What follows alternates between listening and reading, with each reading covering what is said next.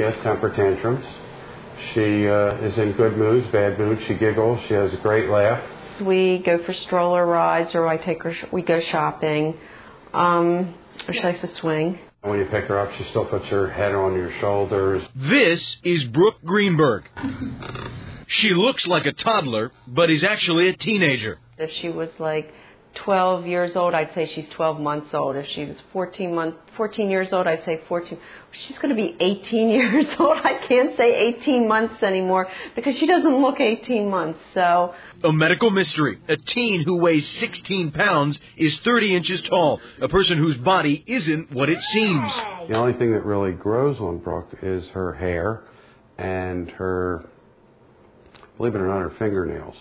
Family photos reveal her story. As an infant, there were no signs anything was wrong. Even her parents didn't know. But as her younger sister grew, Brooke didn't. Then at age 4, tragedy struck, a stroke, a brain tumor. When Brooke was sick, I would come down every night and she would be laying very still in her crib.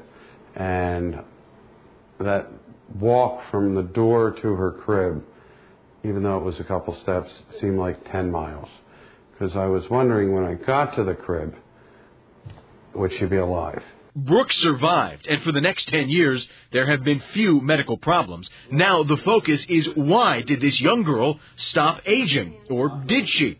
She is changing, and she's changing slowly. Dr. Richard Walker has dedicated his life's work to unravel the mystery of aging. I was looking primarily for the cause, the basic mechanism that results in our ultimate demise. He believes aging is a continuum of development and that our genes control that drive to change. For Brooke, her father says it's simple. Her aging gene is not turned on.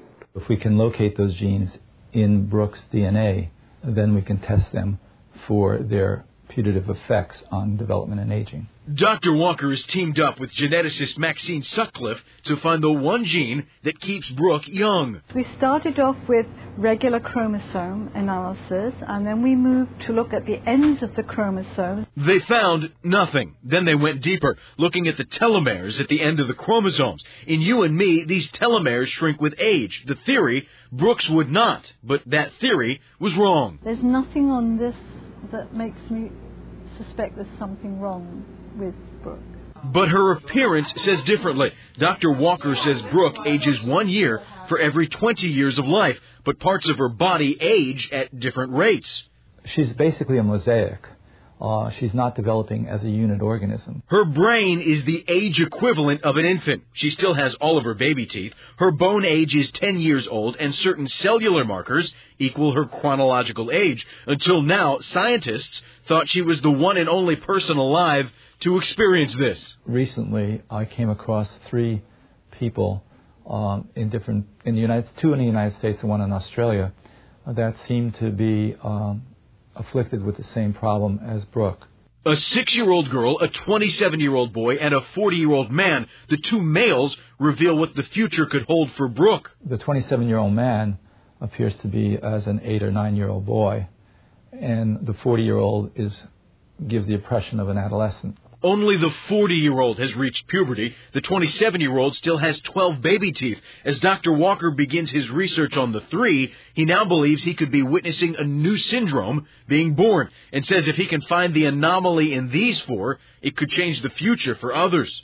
Their misfortune, their mutation, gives us a way to localize the genes that we don't know cause aging in us. That damage is basically a marker. It's a flag. So say, this is the place to look. If found, Dr. Walker hopes it could stop cancer from spreading, slow Alzheimer's, and more. If we could stop the process of decay, slow as it is, then we would extend the productive years. What if we had an Einstein that spent another 100 years as a young man? Unraveling the mystery of aging through a child who can't grow up. And how apropos to put the secret of this in a little child. I'm Ramin Khalili reporting.